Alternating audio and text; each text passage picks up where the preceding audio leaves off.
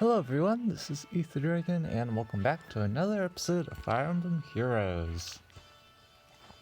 So as you can see, pretty garbage week, but kind of expected because the offense team is not even close to being decent. Basically super carried by Legendary Julia bonus, so if Legendary Julia couldn't do it, basically the rest of the team couldn't do anything. Also, you'll notice partway through the season my setup changes, but that was purely on accident, and I didn't notice it changed until I decided one day to check my replays. So some people got some free wins, but at least people I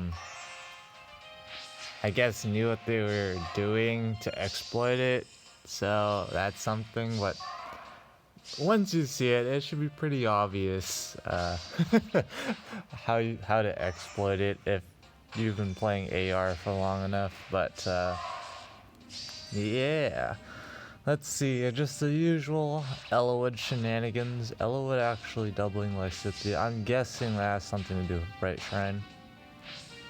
Team's definitely lacking. I do feel like I did end up, I think, removing drawback on the Gult though, just to see how that works out. I don't suspect it's going to work out too well, but at this point, they don't have a very strong matchup against Legendary Chrom, so that's definitely a problem. And of course, there's the Duma memes, so we get another kill. But they can definitely do quite a bit of damage, but definitely not enough to kill, so at this point we just get a win. And Olivia kill steals. Steals the kill. Feels bad, man. But yeah, definitely saw some pretty solid teams this week on offense. I kind of wish I didn't make that goof on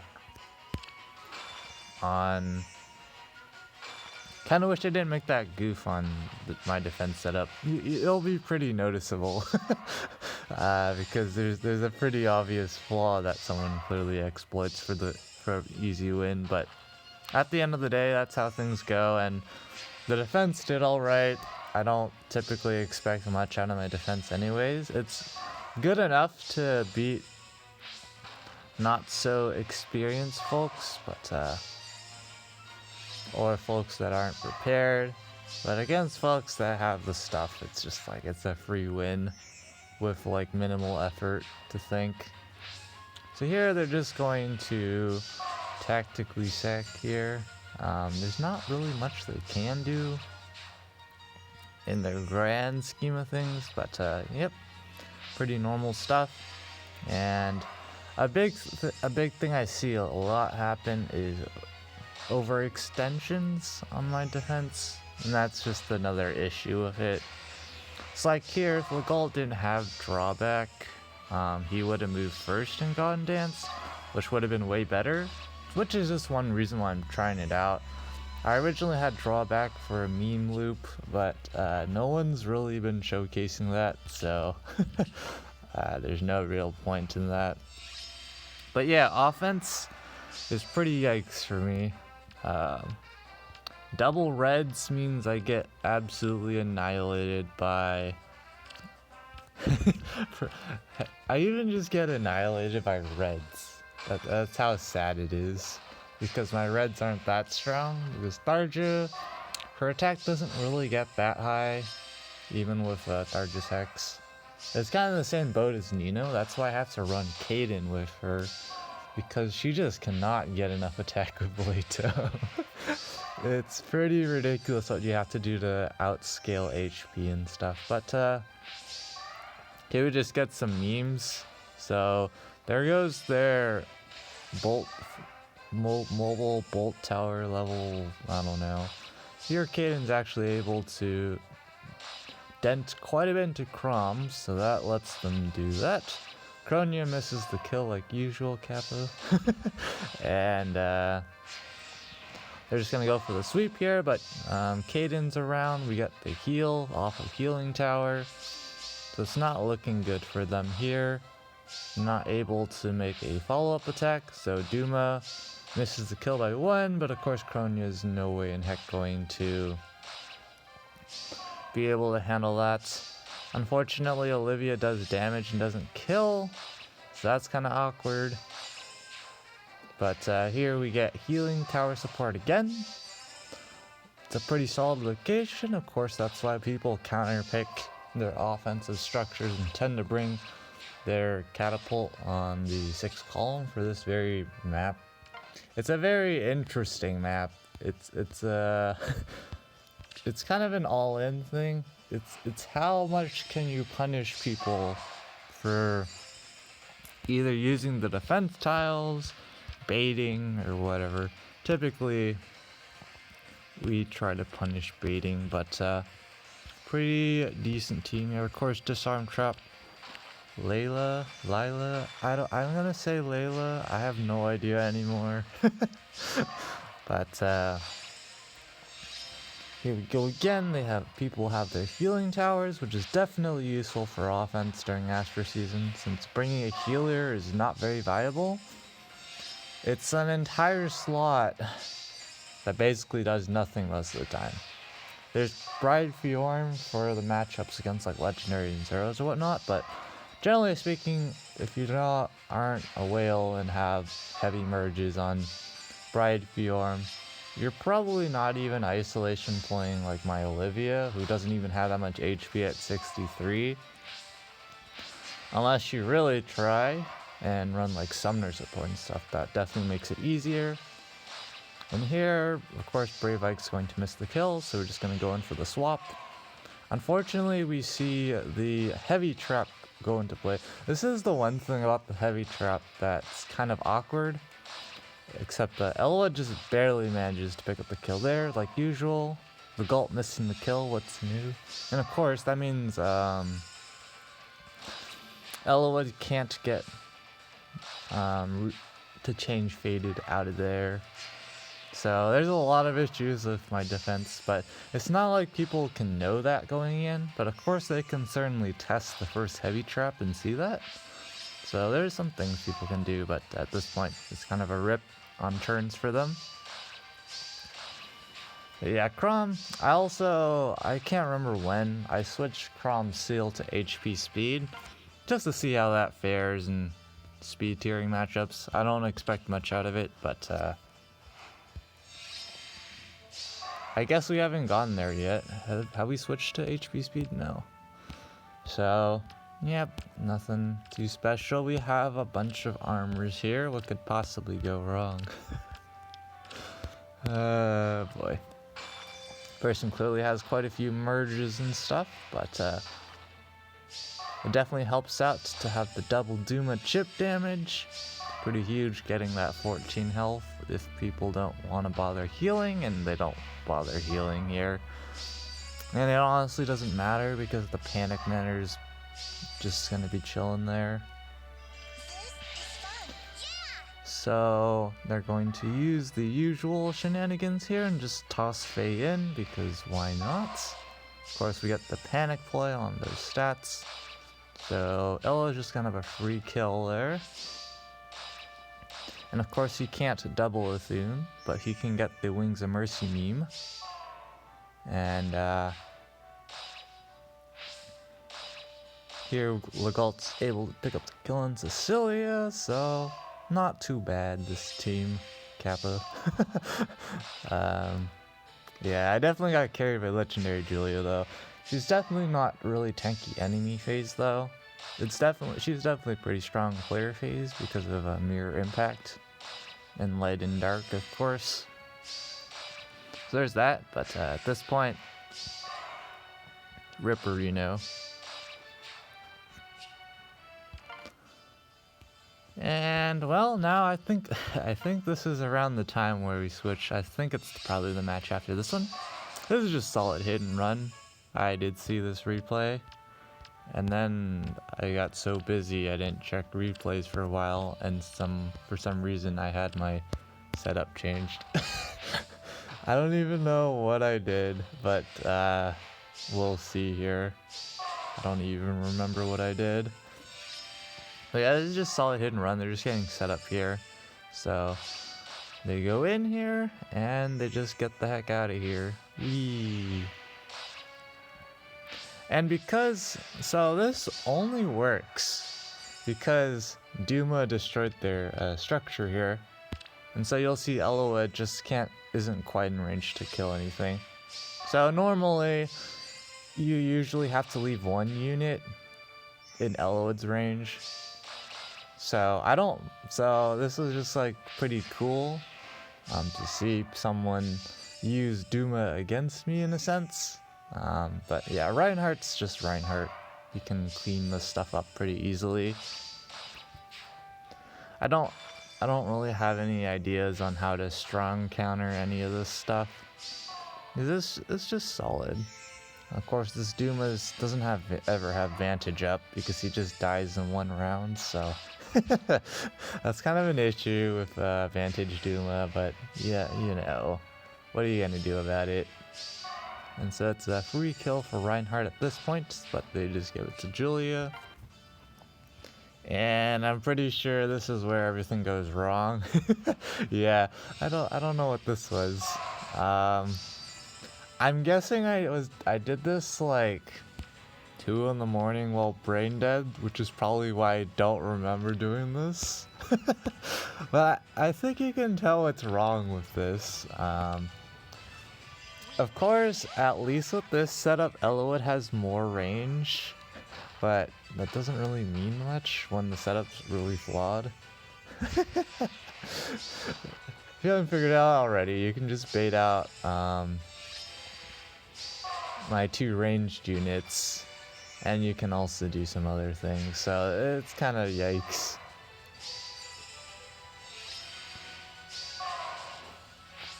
Also, there's no longer attack tactic on Elowood. There's a lot of things wrong here, but I mean, at the end of the day, I mean, at least if this setup actually was good, then Bright Shrine would be useful in that location because that would just be permanent debuffs for people that don't creep it. But yeah, here they're just gonna get Panic Ployed. Healing Tower is a thing. So this setup is not absolutely terrible, but tier Legendary Crom can't pick up the kill, of course. What's new?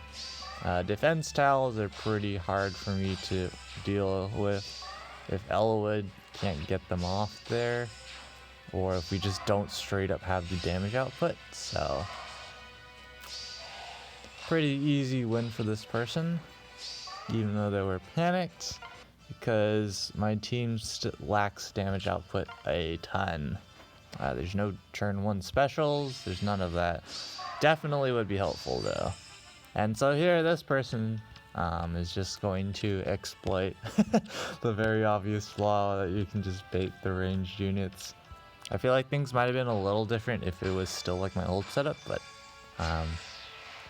it would have been pretty close. I'm not sure what they would have done, honestly. Probably something similar. They have healing towers, so that's pretty useful for them. But yeah, they're just gonna bait like this. Is perfectly fine. What's not exactly fine is Elowood, of course, but Elowood's not going to move first. It's always Duma, so Altina is just going to one-shot, so it's a free win at this point. They can snipe off Elowood with Julia, and it's over.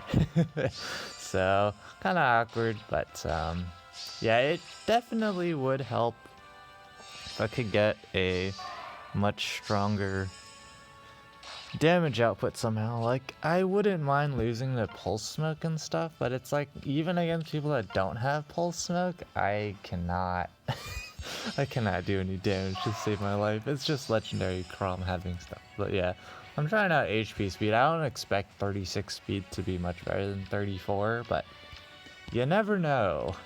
It might work out, because like against some Nagas and stuff, it might be relevant. Not entirely sure though. And I don't know why Naga would ever attack Crom. at full HP if she's not one-shotting. I guess if he were to be chipped down, no, there's no real relevance in having speed against Naga. I don't know. There's some sort of relevance somewhere, like having enough speed to double some slower units. There's something there, I'm guessing. Okay, interesting. I wonder how they're planning to initiate here. Probably, I don't know. I also have to figure out a good way to combo with the Change Fate. That would be probably a lot stronger than what I'm doing right now. Because right now, it's very derpy stuff. It's mostly pivoting off the defense tile, honestly. So they're going to attack with Sothis here, and they should be able to do alright. I don't see any real reason why they would have issues here. Especially since Elowood dies here. Of course, because of that special fighter, that allows us to pick up the kill, but barely. I mean, I think in general, I don't know. Long baiting on the defense tile might have been interesting. But here they have 3 flyers and Altina versus Chrom. That's not going to end too well. Of course, Rao's defense res is so bad because, for one, it debuffs him against panic manners like this. For 2, it basically never procs until the very end of the match, which is basically when it's not useful. Here they end up surrendering, but, you know, Chrom, I guess Chrom wouldn't have avoided the double, but at least he would have been able to take a hit. He wasn't debuffed. So definitely considering a different C skill on him. Not sure what yet. I just showed this one, didn't I? I already forgot. Yeah, I did. So, yep. Also the dank -4 because, well, why not? I feel like for Anna, I don't know. I wonder how well I could do with a cav line with 2 Dumas. Probably not very well. Could maybe combo with Wings of Mercy, but it's pretty hard to do that with cav lines. Because mostly they, well, then again, they kind of just try to not die, so maybe there is some value. But Duma does not, probably doesn't have nearly enough attack. I guess in theory, he would have Fell Breath, Wings of Mercy proc. Maybe there's something there, I don't know. And this is just a backline snipe into Gale Force here. And we also get Wings of Mercy against Altina, but of course Legault isn't going to pick up the kill. What's new? His attack stat's not great, but they should just be able to take out Elowood here, and I don't see why they would have troubles with anything else at this point. Grabbing the ether structure is definitely pretty trivial at this point, except for the fact that everyone's killing Olivia, so they can only pick up the 1, I believe. But 1's better than 0, so there we go. I don't know if there's going to be any more matches, probably not, but it doesn't matter. Have our result for today, and yep, tier 24. I think this season I goofed an entire double match. It was just an auto loss matchup, so not much I could do about that. And then another match which was also an auto loss. I have a lot of auto losses with my offense team because this is the team. It's, of course, their sets are not correct right now, but Legendary Julia was just hard carrying the entire time. Tharja basically did nothing except using Miracle in a couple of matchups, which was useful. And like the Armor Ball matchups, she really wasn't doing anything. Altina wasn't doing anything. Literally for almost every matchup, it was just Legendary Julia. There was an Armor Ball matchup with, of course, Winter Fae. I think she was maxed out, you know, max ward armor and everything, and Legendary Julia was just 2-shotting her anyways. So it was definitely hard carrying. When you have bonus season, so you know, 66 attack. I think she was topping out at like 90 attack or something. No, not 87 attack. Somewhere around there, doesn't matter too much, but the idea is quite a bit of attack, and of course Iceberg with bonus stats. Up to like 29 bonus damage or something, which is not terrible. But anyways, we will be back probably when the results drop in. Again, not top 10k. Again, that's from goofing way too hard on offense, but I don't really care at this point because I still cannot figure out a strategy for Aetherid's offense during Astra season, as in aka just one team like I do during late season. It's a lot harder, I think, during Astra.